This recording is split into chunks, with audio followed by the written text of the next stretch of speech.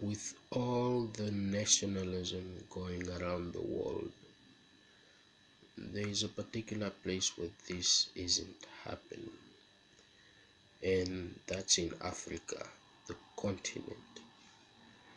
Um, a lot of countries, most people view themselves as Africans first, and then their nation second. It's strange, but it's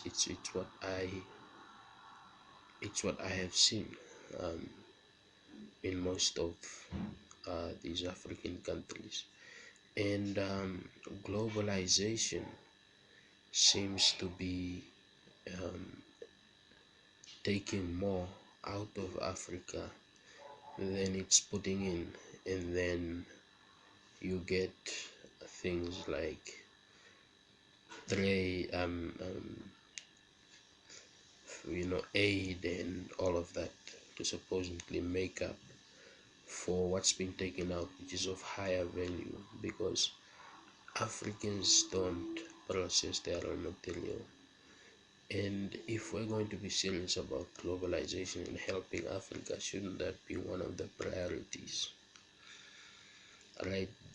When you see that, you see already there's a trick, because it's better to have a project, a 2-year project, where at the end of the day you can process your own raw material and sell it, um, because the market is already there, rather than um, coming and having someone doing it and literally not benefiting anywhere close to 50-50. This is unheard of in developed countries. There is no developed country where another company would come in and take out more than they initially put in when it comes to raw material, right? And raw material are not, this is not the only way to move forward.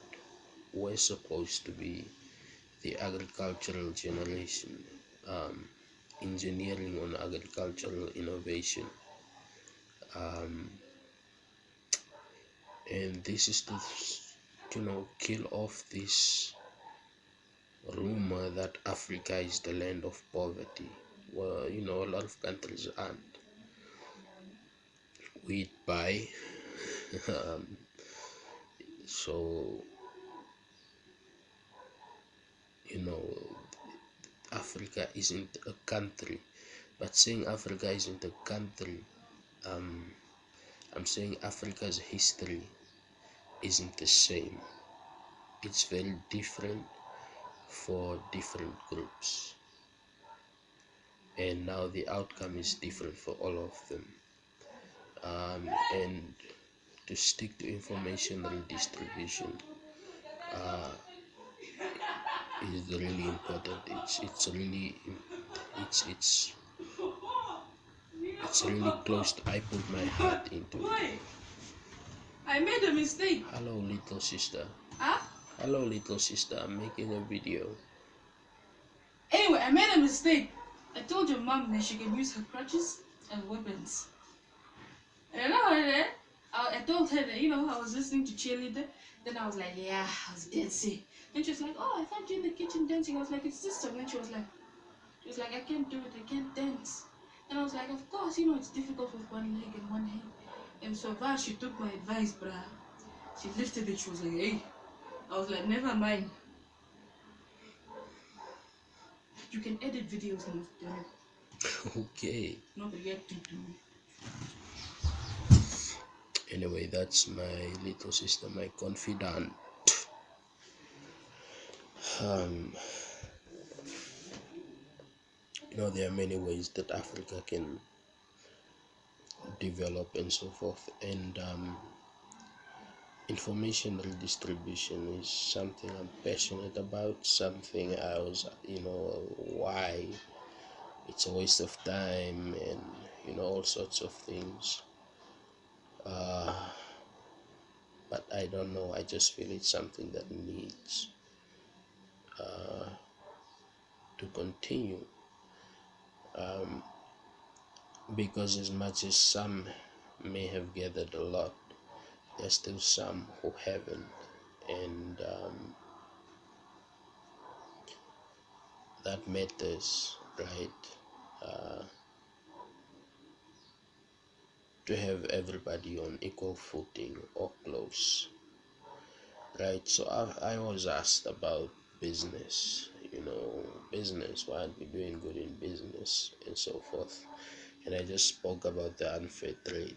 And the thing about business is, you should know that there is a risk, but you shouldn't fear it. If you fear risk, then you won't be adventurous. If you're not adventurous, then you will be just like the next business next to you, next door, right? Or some other one. Or you might just try to copy another business plan from somewhere and try to do it here. But if you're more adventurous, you'll find yourself being more innovative, or at least creating a team of innovative people. And capital capital comes from how, especially here where there is a lot of assistance for business, capital comes for how impactful your business really is, right? You can get capital from community.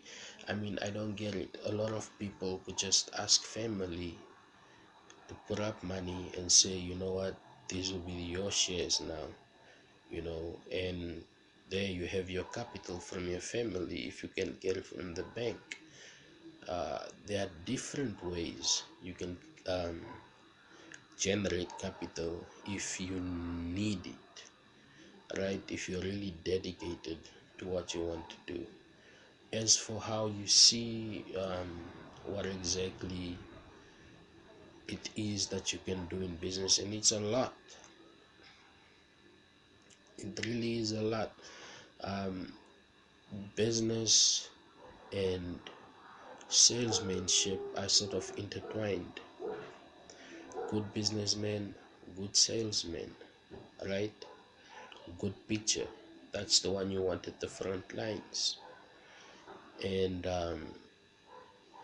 the younger generation is, way more into business, right? We've seen the successes, and money's okay, it's nice, but the success of your business is really what pushes you forward.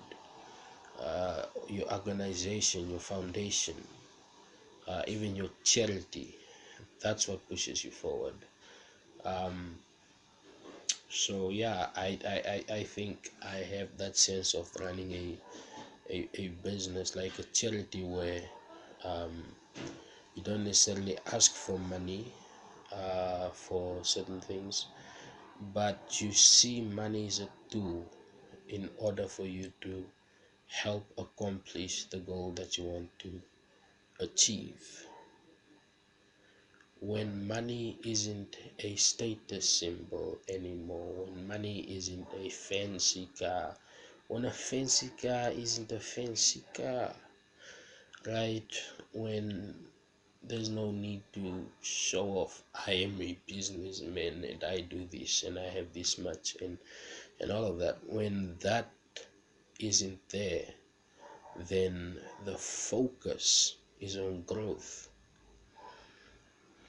and that leaks to the organization. The people want to march forward as well, right? Leading from the front, sometimes not even being there, but still you set up a culture that is so well structured that it works even if you're not there. I don't know how to break that down uh, into little pieces, because it wasn't really a plan as much as it was a sort of forceful, disruptive initiative to do, and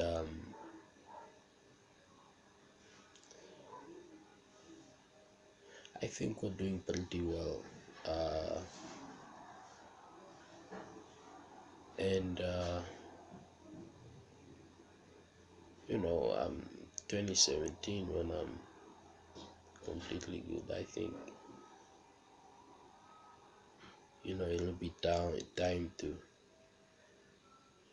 put the licenses on the wall and